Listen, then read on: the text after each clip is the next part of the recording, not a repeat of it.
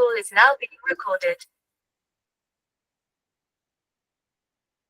जी, बहुत बहुत धन्यवाद सर, इतना अच्छा मंच प्रदान करने के लिए, जहां हम आप बैठ करके कुछ विषय से जुड़ी हुई, कुछ अपने रोचक क्षेत्र से जुड़ी हुई, कुछ अपने साधना के क्षेत्र की बातें जहां कर सकते हैं।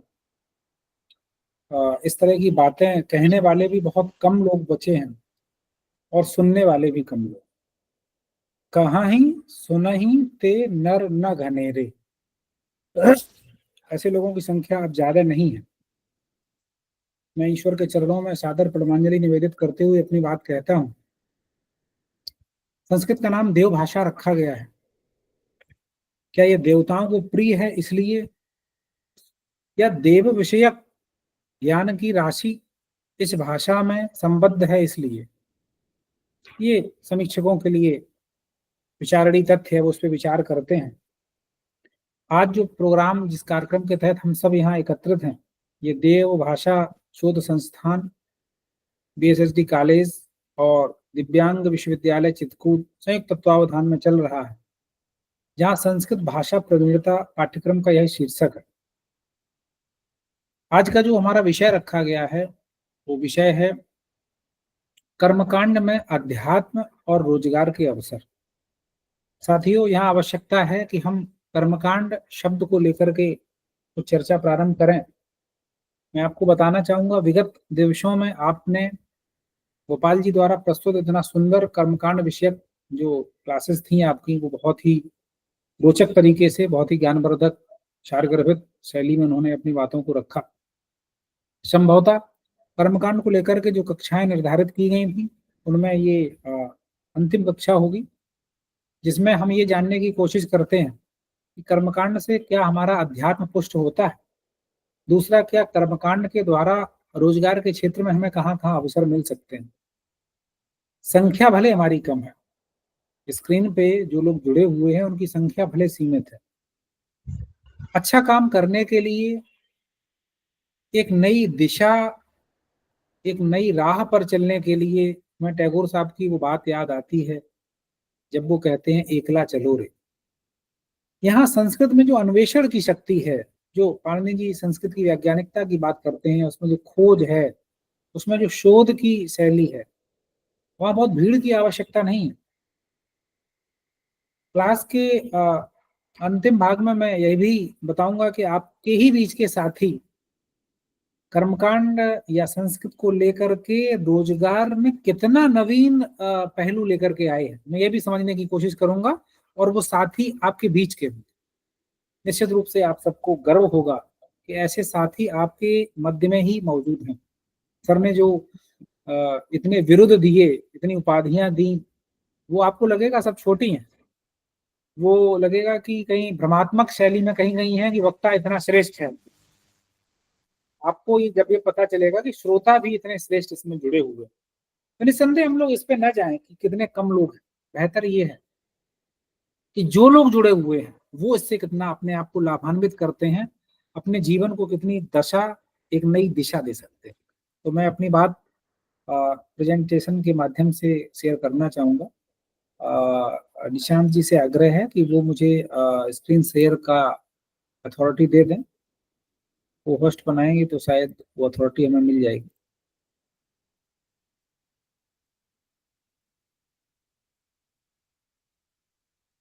जी,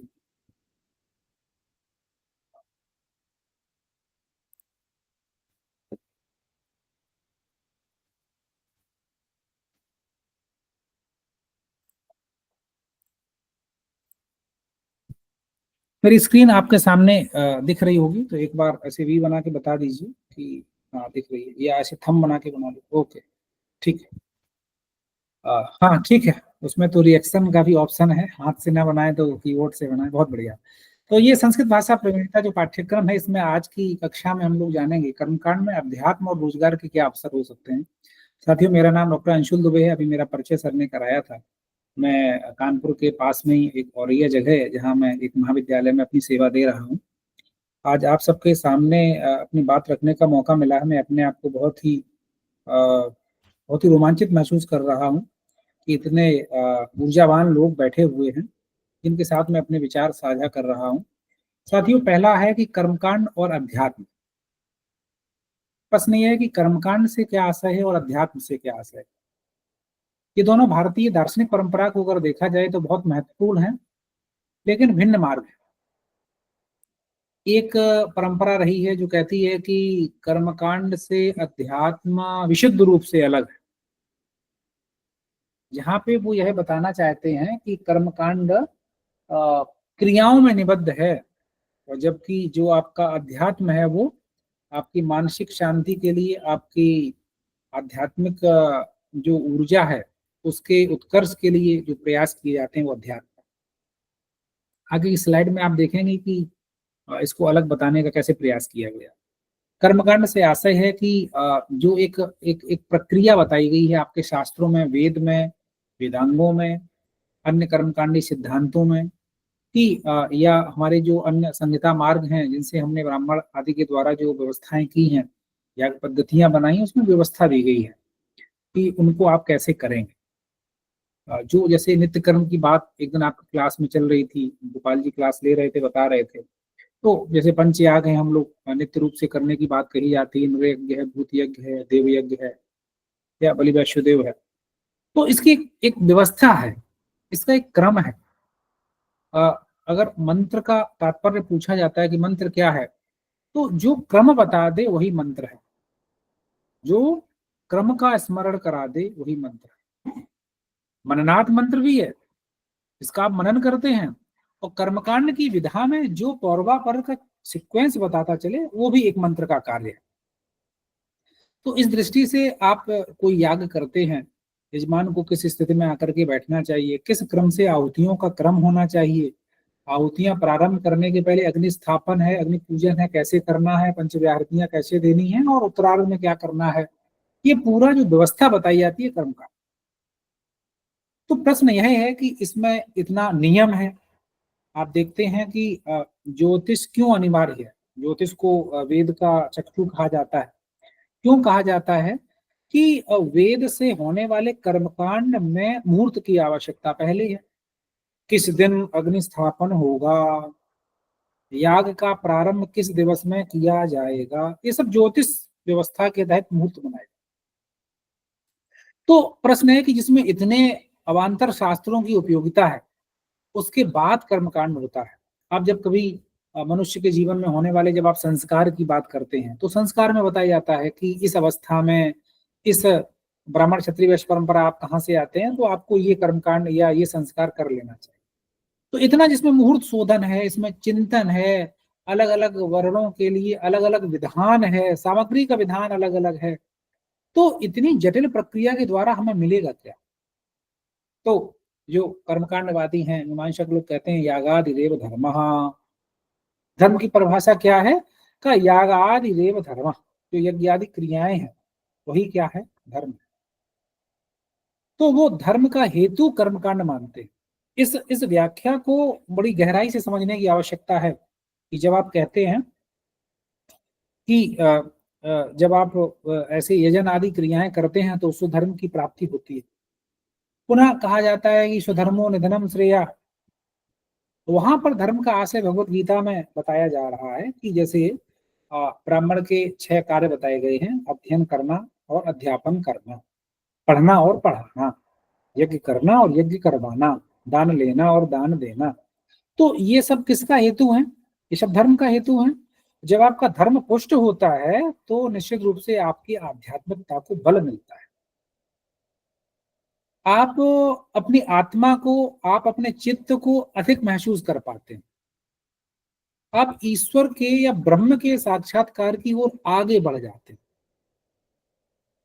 आपके लिए मैं कह सकता हूं कर्म कांड के बाद उपासना कांड आए, या मैं कह सकता हूं कि वेदों की कर्मकांड परक व्याख्या पहले हुई, आध्यात्म परक या दर्शन परक या वेदांत परक बाद में हुई।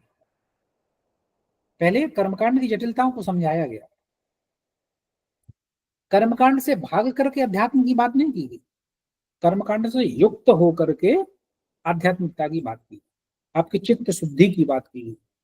कर्मकांड से तपा हुआ शरीर ही गुरु के समीप बैठ करके अध्ययन या विद्या लाभ ले सकता है, ईश्वर के पास बैठ करके उसके ध्यान में निमग्न होकर के भगवत साक्षात्कार की ओर आगे बढ़ सकता है। तो जो अथातो ब्रह्म जिज्ञासा की जब बात की गई तो कहा गया कि यहाँ अथ शब्द का क्या अर्थ है। अगर हमें ब्रह्म की जिज्ञासा करनी चाहिए तो अथ माने क्या क्या कर लेना चाहिए, तो बताया गया वहां अथ मांगल्य के सूचक में ही है और अथ आनंतर्य के अर्थ में भी है। जिसने वेद की कर्मकांड परक व्याख्या को पढ़ लिया है, अध्ययन कर लिया है, उसके बाद ही वो आध्यात्मिकता की ओर मुड़ सकता है, ब्रह्म जिज्ञासा कर सकता है। जो अधीत वेद, जिसने वेदों का अध्ययन कर लिया है, वही व्यक्ति पात्र हो सकता है कि वो ब्रह्म की जिज्ञासा करे। यदि कोई व्यक्ति आपसे ये कहे कि मैं कर्मकांड के आडंबर को नहीं मानता हूं, मैं केवल बस भगवान की भक्ति करता हूं, ये हम आप कहते हैं, कई लोग आप देखेंगे कि ये बात कही जाती है, तो क्या हमारी भक्ति उस स्तर की हो पाती है? आपको याद होगा जो लोग नित्य संध्योपासन करते हैं, कई बार ऐसा लगता है कि गायत्री की माला हम कर रहे हैं, क्या माला लंबी हो गई है इसलिए अधिक समय लग रहा है। दैट मीन्स तन्मयता बहुत सीमित हो गई है। कई बार ऐसा लगता है कि एकादश माला कुछ लोग करते होंगे गायत्री की, तो लगता है कि 11वीं माला देर में हो पा रही है, तब तक कोई बुला रहा है, ऐसा अनुभव होता है। तो हम लोग नियमों में बंद करके जबरदस्ती बैठते हैं। ऐसे सिचुएशन में आप ये कैसे तय कर सकते हैं कि व्यक्ति आध्यात्मिकता के लिए अपना जीवन का बहुमूल्य समय दे पाएगा? इसके लिए यह आवश्यक है कि वो व्यक्ति एक नियमबद्ध होकर के उसको बैठाला जाए। जैसे हम सायंकालीन इस कक्षा में बैठते हैं, कई बार हमें बंधन लगता है, हम दूसरे कार्यों को जल्दी संपादित करते हैं ताकि हम इसमें आ पाए। मैं ये बताना चाहता हूं कि कैसे कर्मकांड आध्यात्म के मार्ग का साधन बन सकता है। मैं अगली स्लाइड की ओर चलूंगा अपनी बात कहने के लिए। वस्तुतः कर्मकांड क्या है, इस पे इतनी चर्चा होगी। धार्मिक रीति रिवाज, यज्ञ, हवन, पूजा, व्रत, उपवास आदि के नियमबद्ध पालन करना। शास्त्र में जो विधियां बताई गई हैं उन पे आधारित नियमतः उनका पालन करना। इसका उद्देश्य होता है सांसारिक सुख, पुण्य अर्जन और लौकिक पारलौकिक कल्याण। बहिर्मुखी होता है, बाहरी कर्मों पर केंद्रित होता है, जैसे श्राद्ध करना, दीपावली का पूजन या संतान कामना से कुछ करना। तो मैं आपको बता रहा हूं कि कैसे ये बहिर्मुखी है और कैसे आध्यात्मिकता अंतर्मुखी हो जाती है, वो अपने आत्मिक उन्नति का मार्ग प्रशस्त करती है। मैं अगले स्लाइड की ओर चलता हूं।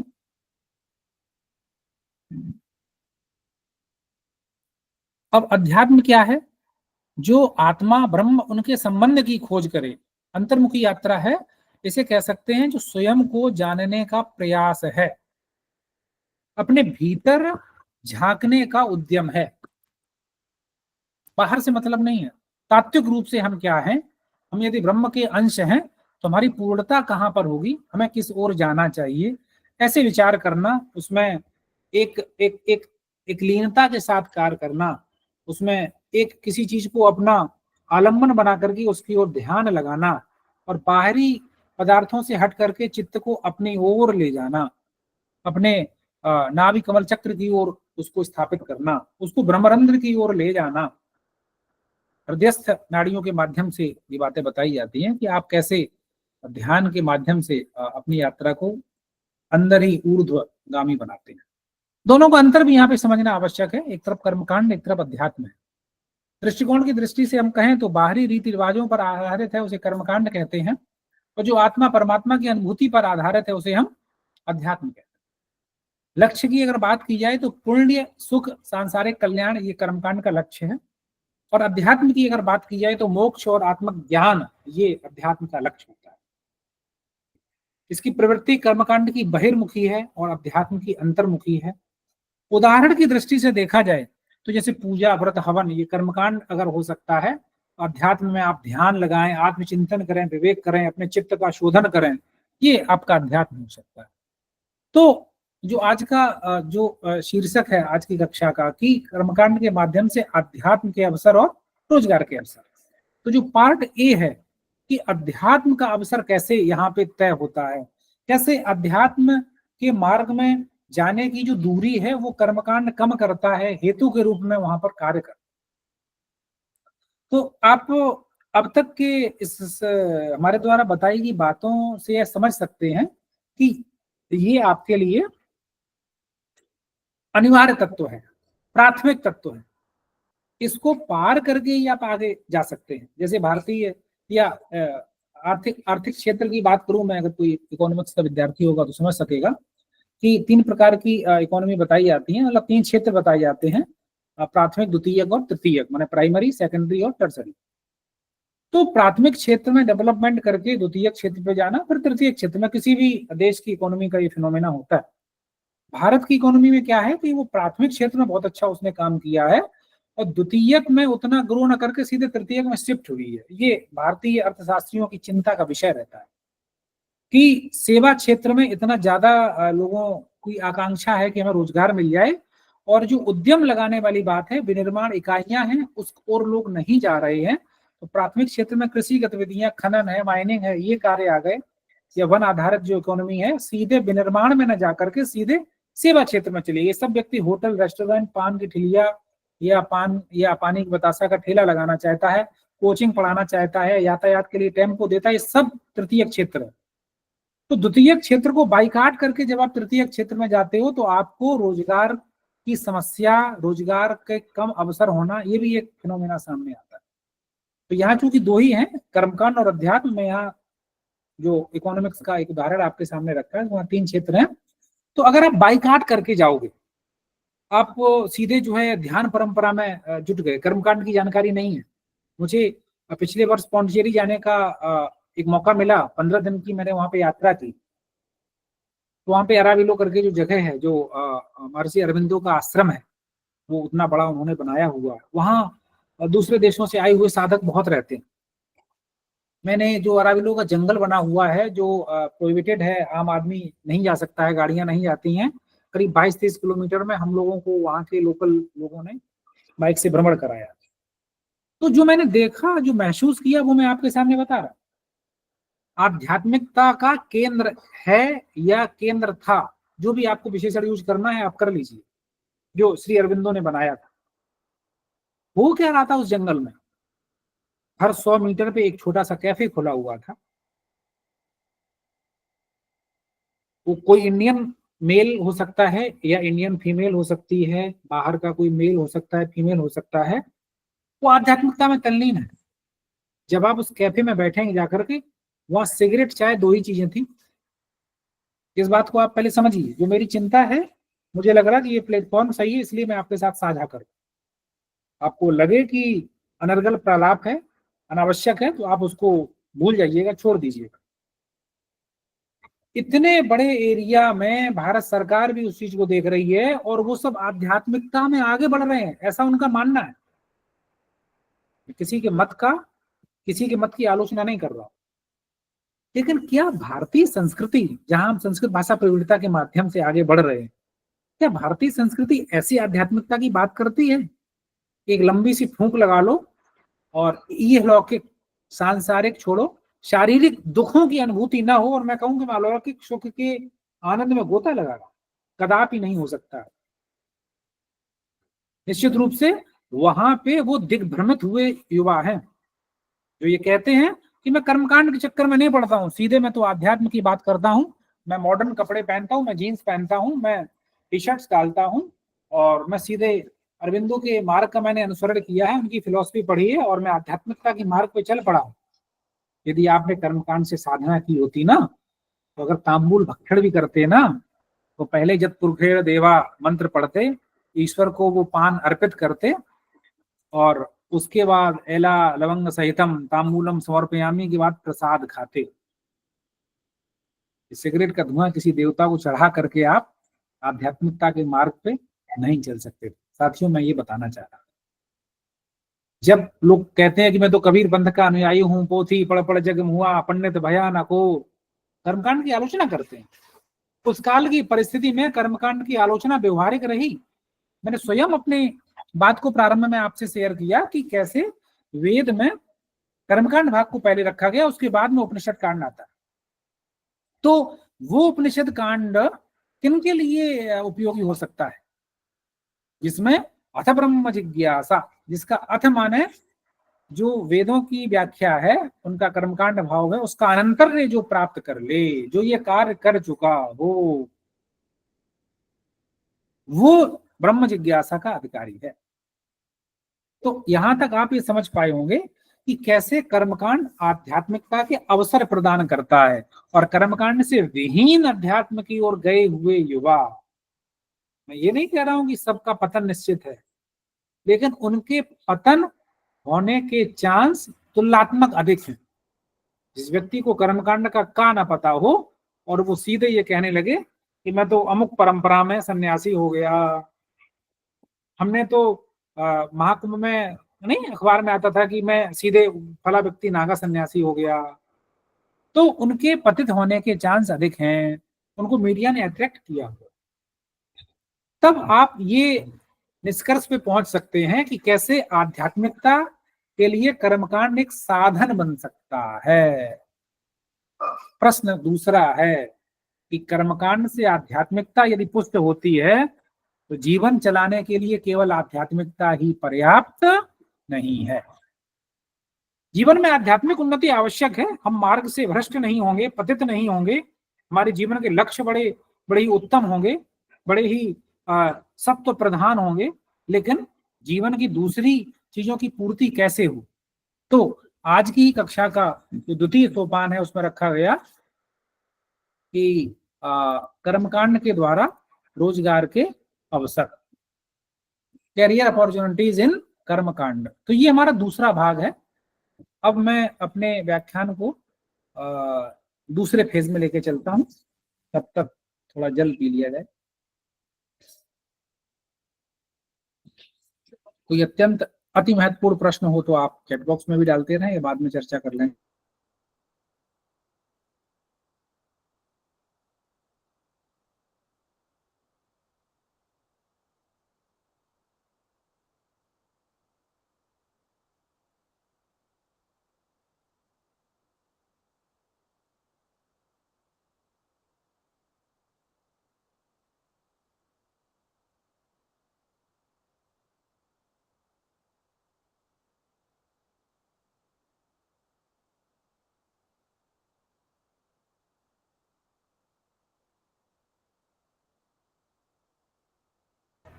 इतना देर इंतजार करने के लिए बहुत बहुत धन्यवाद। मैं पुनः अपनी विषय वस्तु पे आता हूं। तो अब यदि आध्यात्मिकता का समावेश हमारे जीवन में हो रहा है तो जीवन चलाने के लिए कुछ अन्य चीजों की आवश्यकता है, अन्य संसाधन भी चाहिए। क्योंकि भौतिकतावादी युग है, हम लोग चहुं ओर भौतिकता व्याप्त है, उसमें जी रहे हैं। आध्यात्मिकता का संरक्षण करना है, अपनी आत्मिक पुष्टि करना है। कल जो गोपाल जी जो क्लास के दौरान बता रहे थे कि कैसे कर्मकांड आपको आगे ले जा रहा है, किन किन मार्गों में आपकी सहायता कर रहा है, अब उसी गतांक के आगे मैं आपसे चर्चा कर रहा हूं कि कर्मकांड के विषय में अगर आपकी जानकारी है, आप सिद्धहस्त हैं, आपने उन क्रियाओं की जानकारी कर रखी है, आपने क्रम विधान जान लिया है। कर्मकांड में बहुत अच्छा शब्द होता है पात्रा साधन। जो लोग जुड़े हुए हैं अगर उस क्षेत्र से हैं वो लोग निश्चित रूप से समझ रहे होंगे कि जैसे हम कभी देव प्रतिष्ठा करते हैं तो प्रतिष्ठा जो यज्ञ होता है उसमें जब मूर्ति के स्नान जिसमें कराए जाते हैं उसमें पात्रा साधन की एक क्रिया होती है। कौन से पात्र को कहाँ रखा जाएगा, जो लोग वेदी निर्माण करते हैं कर्मकांड में, सर्वतो भद्र है या एक लिंग तो भद्र है या चतुष्टयोगिनी योगिनी जो भी है, उसमें अमुक देवता का आवाहन जो हो रहा है वो आवाहन किस किस कॉलम में कहाँ पे हम उसको विराजित करेंगे। जब 10 दिक्पाल होंगे तो परिधि में कहाँ बैठाले जाएंगे, पंच लोकपाल अगर होंगे तो नवग्रह के किस ओर बैठाले जाएंगे, किस ग्रह के उत्तर में कौन सा देव बैठेगा। ये जो विधान है, ये जो पात्रा साधन है, इन क्रियाओं को जिसने जान लिया है तो बहुत उसके लिए अवसर खुल जाते हैं। मैं डंके की चोट पे कह सकता हूं, किसी दूसरे के जीवन से जुड़ा हुआ उदाहरण लोगों को काल्पनिक लग सकता है, मैं स्वयं अपने अपने ही जीवन का उदाहरण देता हूं ताकि किसी को अगर उपहास उड़ाना हो तो मेरे ऊपर उड़ा ले। किसी की निजी जिंदगी में झांकने का मुझे कोई अधिकार नहीं है, लेकिन मैं अपनी बात आपके साथ शेयर कर सकता हूँ। 8वीं के बाद जब मैं गुरुकुल में पढ़ने के लिए भेजा गया, अवसर मिला, ये कुछ संस्कार ही रहे होंगे, तो नाइन्थ जिसे कहते हैं, नाइन्थ में आकर के जो मेरी आर्थिक डिपेंडेंसी थी वो परिवार पे नहीं रही। आज मैं जब न्यूज में पढ़ता हूँ कि इतने कम साल का बच्चा है, उसकी अपनी इंटरप्रेन्योरशिप है या उसकी अपनी फैक्ट्री है या उसका अपना मार्केट है और उसने इतना करोड़ का टर्नओवर कर लिया, भले उतना नहीं था, लेकिन एक प्रारंभिक शिक्षा के दौरान अगर आप आर्थिक रूप से डिपेंड नहीं है किसी पर, तो आपके पास अवसर है, आप जो करना चाहें, जितना करना चाहें। आपका है कि हम अधिक अध्ययन में समय लगाएंगे, आप लगाइए। जो लड़कियां, जो छात्राएं यहाँ पे जुड़ी हुई हैं, उनके जीवन का एक बहुत बड़ा संकट ये रहता है कि घर वालों ने कहा इतने वर्ष तक जो पढ़ना है पढ़ लो, उसके बाद आपका विवाह। मतलब सफलता असफलता बाद का विषय है, आपको पढ़ने का इतना अवसर सिर्फ मिला हुआ है, वो पर्टिकुलर कुछ वर्ष हो सकते हैं।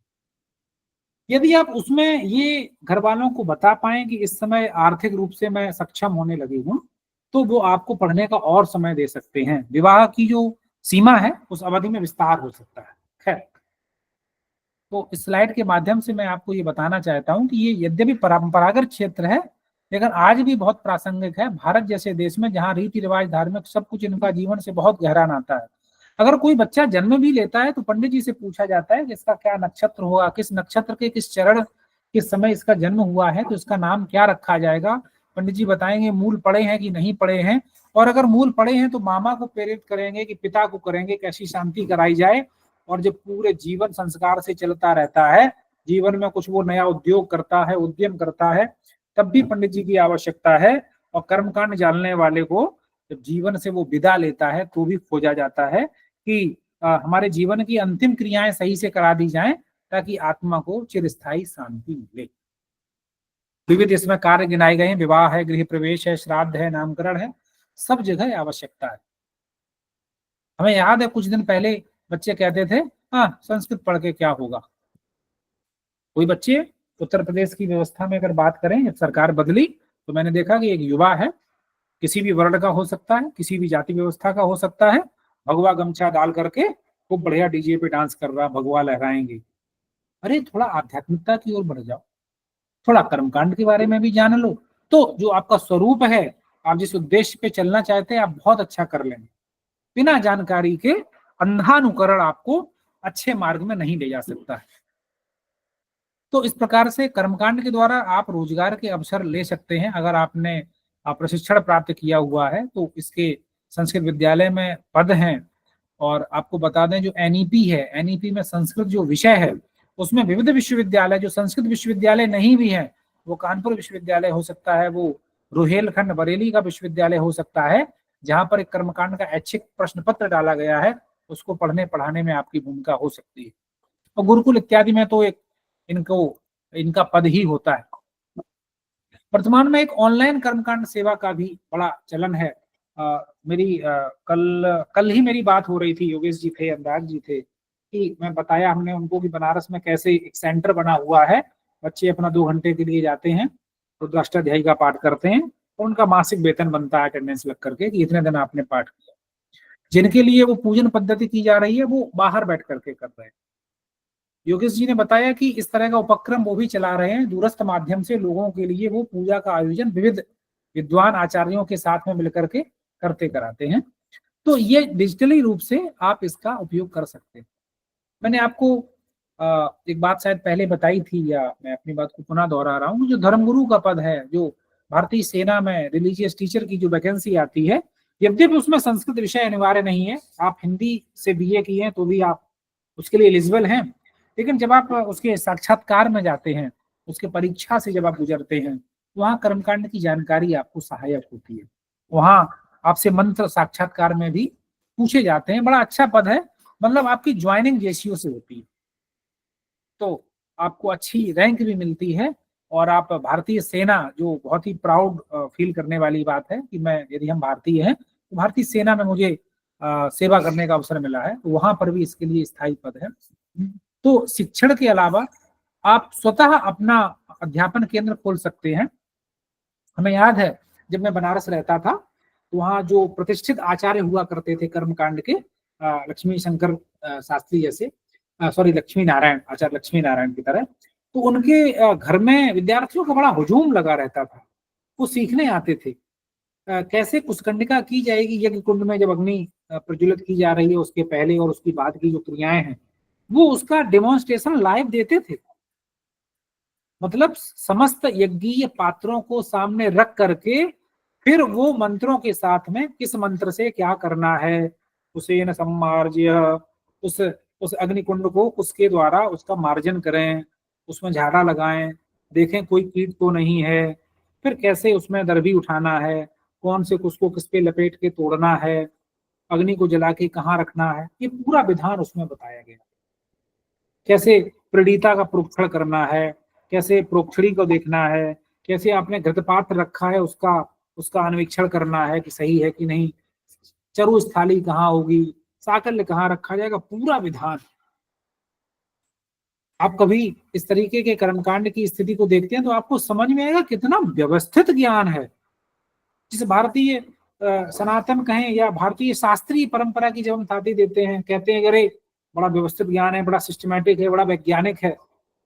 आप ये देखें कि उत्तर दक्षिण की जो परंपरा है उसमें आंशिक भेद आपको मिल सकता है, लेकिन कर्मकांड का पात्रा साधन है, कुशकंडिका है, वो आपको एज इट इज मिलती है।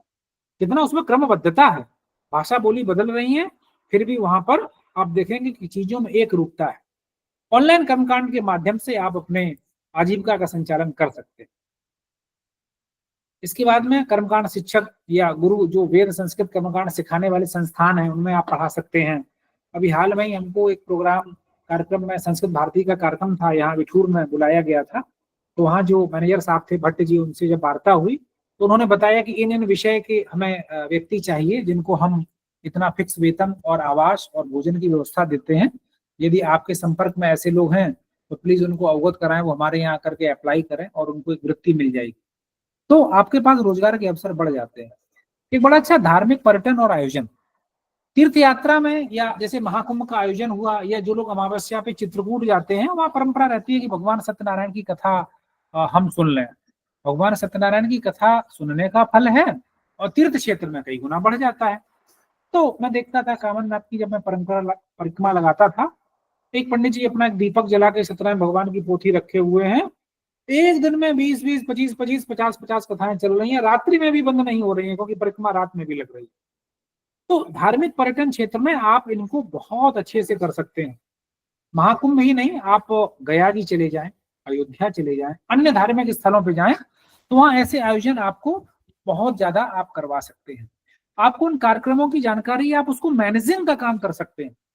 जितने भागवत के इतने बड़े बड़े आयोजन हो रहे हैं, श्रीमद भागवत की कथा के, या जो 1008 कुंडी यज्ञ हो रहे हैं, बड़े बड़े आयोजन, उसमें मैनेजर की आवश्यकता होती है कि इतना बड़ा आयोजन कौन मैनेज करेगा। आज बड़ी दुखद घटना हुई है प्रयागराज में, जो लल्लू जी टेंट है, भारत का जाना माना, एशिया क्षेत्र में सबसे बड़ा टेंट सर्विस है उसकी, उसके कई गोदामों में आग लग गई, काफी उसका माल नुकसान हो गया। तो मैं ये बताना चाह रहा हूँ कि इतने बड़े धार्मिक उत्सव के आयोजन का जो प्रबंधन करता है वो इस विषय का जानकार होता है। उस क्षेत्र में वो इतना आगे बढ़ जाता है, बाद में वो मैनेजिंग का काम करता है, बाद में वो मैनेजर डायरेक्टर बनता है। उसकी एमबीए से अधिक आवश्यकता इस चीज की है कि क्या उसे इस विषय की जानकारी है कि कर्मकांड में कब कौन सी क्रियाएं कहाँ पे होंगी, भागवत कथा का आयोजन होगा तो कथा के मध्य में आरती कब होगी, किस प्रसंग में विशेष धार्मिक भक्ति भाव को दर्शाने के लिए कौन सी लीला होगी, या आज गोवर्धन पर्वत की कथा का वर्णन है अगर, तो आज पुआ का भोग लगेगा। तो जो जानकारी होगी तभी तो उसको आप मैनेज कर पाओगे समय से। तो आप इसमें मैनेजिंग के लिए भी काम कर सकते हैं, विभिन्न स्थल पे गाइड का भी कार्य कर सकते हैं। जब आप चित्रकूट में जाते हैं वो गुफा के अंदर, तो वहां पंडित जी बताते हैं कि यहाँ खटखटा चोर था, यहाँ सीता जी थी। तो आप अपनी जो वृत्ति का साधन है रोजगार, उसमें जब आप ये जानकारी करके करेंगे तो आपको बहुत बड़ा लाभ पता क्या होने वाला है। आप किसी तीर्थ स्थल पे जाएं, आप सब आगे चल के संभवतः गृहस्थ बने ऐसी कामना है, कुछ लोग अध्यात्म की ओर चले जाएंगे, उनका भी जीवन में मंगल हो। तो आप जब उन स्थलों पे जाओगे तो आपके साथ कोई छलावा नहीं होगा। यदि आप जानकार नहीं है, मैं इतने वीडियोस आप देखते होंगे फेसबुक यूट्यूब पे पड़े रहते हैं, वो मंत्र पढ़ता है, घड़ा नानत्वा घड़ पति रुपया रखो, कुछ ऐसा बोल देता है, पर उसको लोग ट्रोल करते हैं और कहते हैं कि यदि आप 100 रुपए में आचार बुलाओगे तो ऐसा ही मिलेगा। कोई कहता है कि निर्माण, घर के निर्माण में जो ईंट और बालू पहुंचाने वाला, कार्य करने वाला व्यक्ति है, जब वो देखता है कि पंडित जी शॉर्ट हो गए हैं, सारक तेज है, सबको शादी करवानी, वो भी कपड़ा पहना निकल लिया, तो फिर आपको ऐसे आचार मिलेंगे तो कैसा आपका मंगल होने वाला है आप सोच सकते हैं।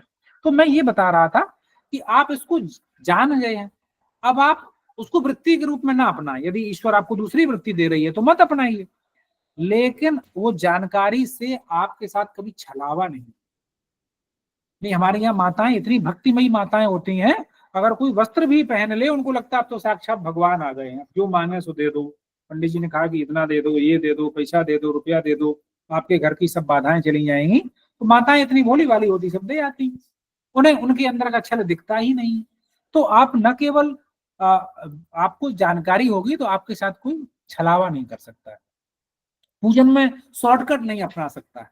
धार्मिक सामग्री पुस्तक प्रकाशन आप ये भी कार्य कर सकते हैं, आपको पता है किस कर्मकांड में कौन सी सामग्री होती है, आप उसकी व्यवस्था करें, उसको पहुंचाएं, ऑनलाइन ऑफलाइन दुकान खोल करके, स्टोर खोल करके पुस्तक का प्रकाशन करें कर्मकांड का। आप धार्मिक ब्लॉग लिखें यूट्यूब पे, कर्मकांड पे कितने लोग लिख रहे हैं और कितना अच्छा पैसा कमा रहे हैं, ये भी एक बहुत बड़ा साधन हो सकता है।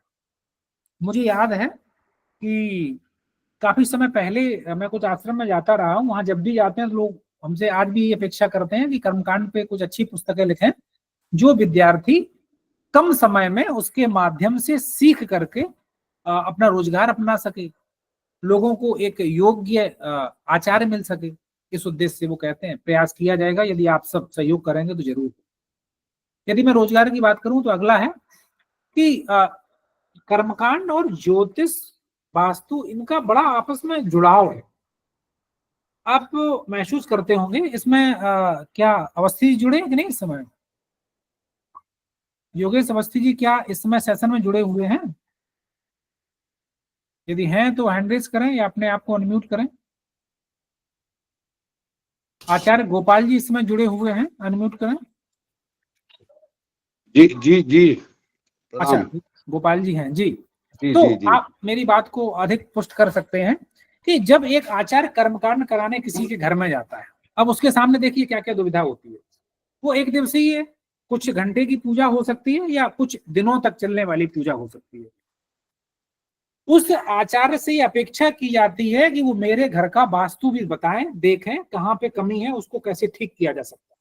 वो कहती है महिला या पुरुष, पंडित जी, आचार्य जी, ये घर जब से हमने लिया है ना, हमारे घर में कोई ना कोई बीमार रहता है।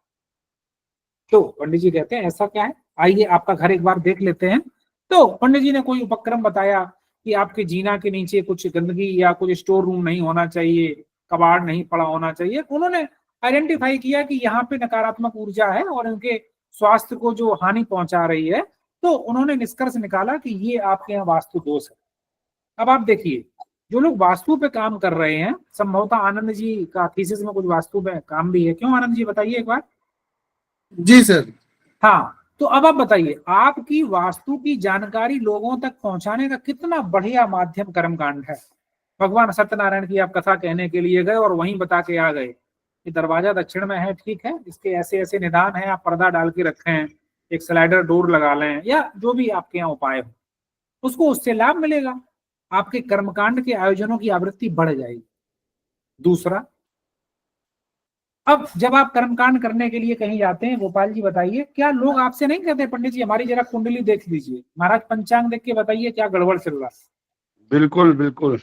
कितना ज्योतिष कर्मकांड जुड़ा हुआ है। एक व्यक्ति ज्योतिष का अच्छा जानकार है, कर्मकांड में उसका हाथ तंग है, तो उसको लगता है मैं अपनी ज्योतिष विद्या का संपूर्णतया उपयोग नहीं कर पा रहा। क्यों? क्योंकि ज्योतिष और कर्मकांड का जो गठजोड़ है, वहां ज्यादा ज्योतिष पॉपुलर हो जाती है।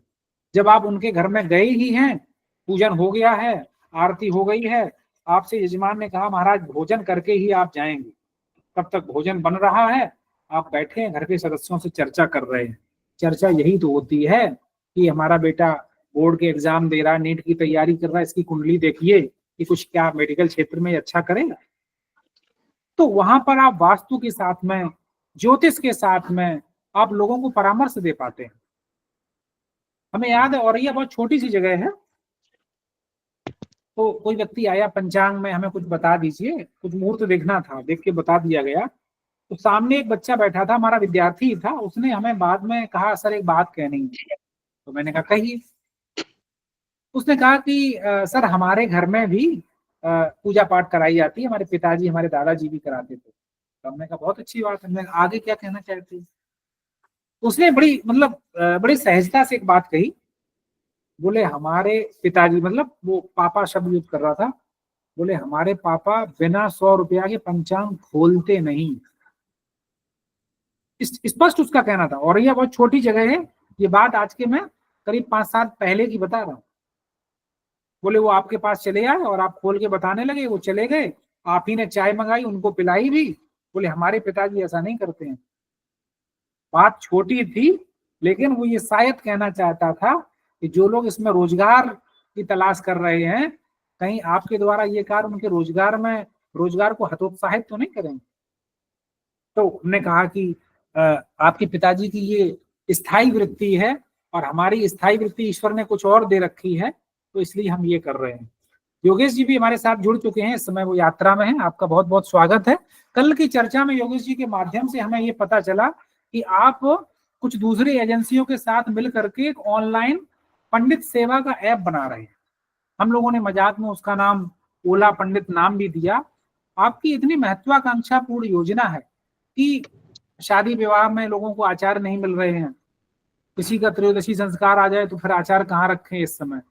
तो अनभिज्ञ लोगों से, अकुशल लोगों से, कम जानकारी वाले आचार्यों को लोग बुला करके काम चलाते हैं। बैंड बजता रहता है और पंडित जी क्या बोले क्या नहीं बोले, पूजा हो गई, शादी हो गई।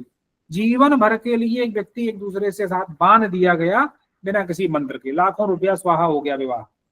तो इनकी वो योजना है। मैं चाहूंगा, प्रसंग आ ही गया है और क्लास भी समापन की ओर है, अपनी योजना के बारे में, शास्त्रों में तो कहा गया जब तक वो मूर्त रूप न ले ले ज्यादा लोगों से शेयर नहीं करनी चाहिए, है ना। लेकिन यहाँ पे जो लोग जुड़े हुए, हम सब एक ही उद्देश्य को लेकर के आगे बढ़ रहे हैं। तो मैं योगेश जी से निवेदन करूंगा कि वो अपने इस महत्वाकांक्षी प्रोजेक्ट के बारे में हम सबको अवगत कराएं। अंशुल भैया सादर प्रणाम करते हैं और हमारे गुरुजी को सादर प्रणाम करते हैं। अनुराग भैया जो भी हमारे बड़े हैं और पथ प्रदर्शक है, उनको हमारा सादर प्रणाम और छोटों को प्यार। कर्मकांड की आज बड़ी सुंदर कक्षा चल रही है और जैसा कि आपने कहा कि पंडित बुलाओ, एक उसका केवल एक ही माध्यम है कि आजकल कुछ ऐसे आचार्य हैं जो कर्मकांड करा रहे हैं, आपका वैदिक पद्धति से कराते रहे हैं, लेकिन वो उनका स्वर कैसा, उदात्त कैसा, बोल कैसे रहे हैं, उनका मंत्र अधूरे बोल रहे हैं, उनका बोलने का तरीका सही नहीं है। पता लगा कि सुबह मंत्र बोलने गए और शाम की गार्ड की नौकरी कर रहे हैं, गार्ड में जा रहे हैं। तो अब अगर इस प्रकार से ये ऐसे कुछ आचार्यों को जोड़ करके सुंदर चयन करके उनको अगर अच्छी समुचित व्यवस्था बना करके उनको एक ऐप के माध्यम से भेजा जाए तो समाज का कल्याण हो सकता है और लोगों का भला हो सकता है और जो ये मंत्र हैं वो प्रभावशाली हो सकते हैं। तो इसलिए केवल इसका एक ही माध्यम है कि बस लोगों को अच्छा आचार्य मिले और अच्छे मंत्र मिले और पूजाएं उनकी सफल हों, क्योंकि आजकल पूजा तो हो रही है पर ऐसा क्या कारण है कि जो पूजा सफल नहीं हो रही है, लोगों को लाभ प्राप्त नहीं हो रहा है और मंत्र जो है उनको लाभान्वित नहीं हो रहे हैं, श्रद्धा नहीं है लोगों में या बोलने का तरीका नहीं है या वो अपना जो स्वर है उदात्त है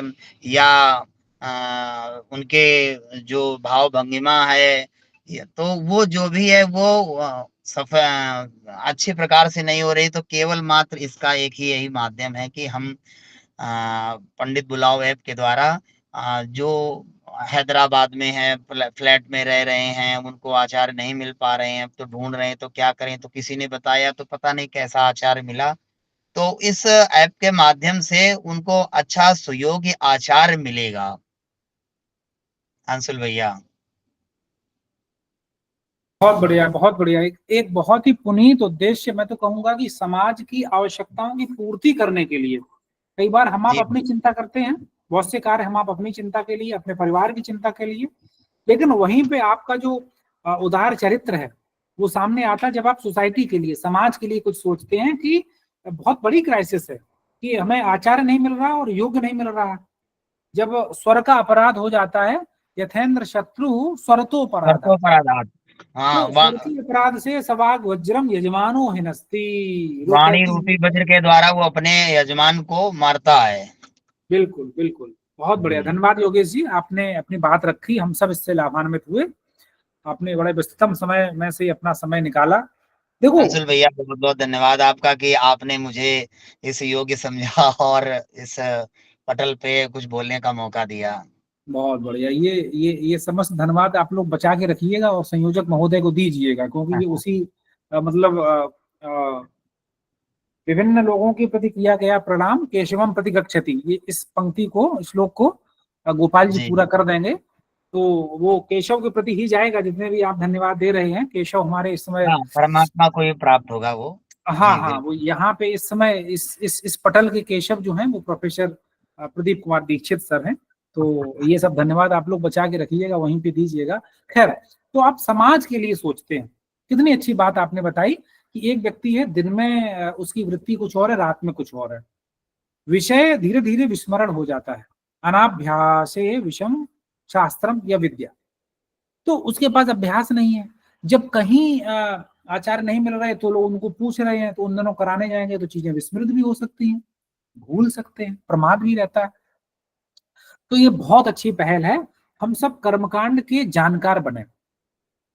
और मैं आपको बताऊं, जैसे जो आर्य समाज के लोग हैं या जो गायत्री परिवार वाले लोग हैं, यहाँ कोई जातीय बंधन नहीं है, वो वर्ण व्यवस्था में बहुत ज्यादा आसक्त नहीं है, लेकिन वो कर्मकांड को जानना चाहते हैं सरल रूप में। ये हमारा दुर्भाग्य है कि हम इस ओर ध्यान ही नहीं देते हैं। टमाटर भी लेने जाएंगे तो अखबार में खबर पढ़ेंगे कि इस समय आ रहा है जहरीला टमाटर, यद्यपि देखने में बहुत अच्छा है लेकिन वो जहर से भरपूर है, उसको इसमें धुला गया है। अरे कौन सा जहर आप पी रहे हो, आपको तो पता ही नहीं है। इतने महत्वपूर्ण कार्यों में आपका तनिक भी इस पे ज्ञान नहीं गया कि क्या है ये। 4 बार देख रहे हो कि खीरा खरीदा है सलाद में, ताजा है या कल वाला दे दिया उसने। कपड़ा हम ले रहे हैं, गर्मी में कॉटन है कि मिक्स है। अरे कुछ और भी परख लो, नहीं परखते हैं। पहली प्रायोरिटी सुलभ हो जाए। आचार कौन सही है? जो आकर के हमारे अनुसार कार्य करे, हमें आदेशित ना करे, हम उससे जैसे कहें वैसे कह दे। जैसे हम लोगों को रोजगार देते हैं तो वो हमसे सर सर साहब साहब करते हैं, ऐसे आचार्य भी आए और आकर के हमसे बड़े दीनहीन भाव से हमारे सामने रहे। लोग ये चाहते हैं। दूसरा, चाहते हैं कम पैसे में मिल जाए। योग्यता तो कोई चाहता नहीं है। जो व्यक्ति थोड़ा योग्य है उसके बारे में लोग क्या धारणा फैलाते हैं, अरे गोपाल जी जब से उनका इतना कानपुर में हो गया है ना, इतना लोग उनको बुलाने लगे हैं बड़े बड़े घरानों के ना, अब तो वो किसी की सुनते ही नहीं है। इस टाइप की बात कहेंगे।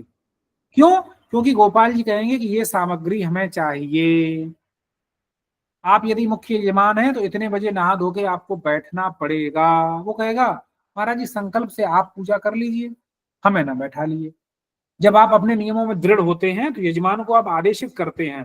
प्रभु सम्मित शैली है ना, शैलियां 3 बताई ना, प्रभु सम्मित, सुहृद सम्मित, कांता सम्मित। कर्मकांडी ब्राह्मण की जो शैली है वो प्रभु सम्मित होती है। इतने बजे का मुहूर्त है, समय से आ जाना, नहा धो करके बैठना, ऊपर सिले हुए वस्त्र नहीं पहनना, फलाहार करना है, इतने दिनों तक आपको भूमि में सोना है, इतने दिनों तक आपको अपने जीवन में जो आपका गृहस्थ धर्म है या पत्नी है उसके साथ नहीं रहना है, या अपने ब्रह्मचर्य का पालन करना है 7 दिनों तक। जब वो ऐसे नियम बताता है तो लोगों को लगता है वो पंडित जी बड़े कठिन हैं, बड़े टेढ़े हैं। कोई ऐसे पंडित जी बुलाओ जो आराम से हमारे साथ बैठ के एक ही थाली में भोजन करें और बस आनंद है, जो दे दें सो लेने, कुछ मांगे ना। इन चिंताओं से अगर हमें परे जाना है तो हमें कर्मकांड की जानकारी होनी चाहिए, जो कि हमारे बड़े प्यारे गोपाल जी ने आप सबको अपनी कक्षाओं के माध्यम से दिया। मैं अपने द्वारा कही गई बातों को यही इस संदेश के साथ में विराम दे रहा हूं कि यदि कर्मकांड के महत्व को हम समझें, थोड़ा थोड़ा सीखना प्रारंभ करें। कल हमें पता चला सुकृति जी के बारे में कि वो व्यक्ति विशेष को स्तोत्र वगैरह कैसे पढ़ें सिखा रही। जब उनसे पूछा कि आप कहाँ सीख रहे हैं, उन्होंने बताया कि हमारे गुरुजी का नाम सुकृति है और वो मुझे सिखाते। ये पदवी है। ये जो जानकार है वो दूसरे को सिखाए, तभी ये जीवंतता रहेगी। ये हमें लोगों के देखते देखते संस्कृत भाषा केवल नहीं, जिस दिन ये कर्मकांड परक अनिवार्यता समाप्त होगी, संस्कृत बिल्कुल दूर चली जाएगी। मजबूरी है गणानंत्वा कैसे पढ़ें, शुक्लांबरधरम देवम कैसे पढ़ा जाए, विघ्नेश्वराय वरदाय का उच्चारण कैसे हो, इसलिए संस्कृत पढ़ रहे हो। खत्म हो जाएगी, समाप्त हो जाएगी। संस्कृत को बचाना है तो संस्कृति की ओर जाना पड़ेगा, हमें कर्मकांड को सीखना पड़ेगा, अपने जो संस्कृति से जुड़े हुए विविध आयाम है उनको सीखना पड़ेगा, तो जाकर के हम संस्कृत का संरक्षण संवर्धन कर पाएंगे। अस्तु, बहुत बहुत धन्यवाद। आप सबने बड़े पेशेंस के साथ में हमें सुना। शायद इतना मैं योग्य तो नहीं था, लेकिन ये आप सबका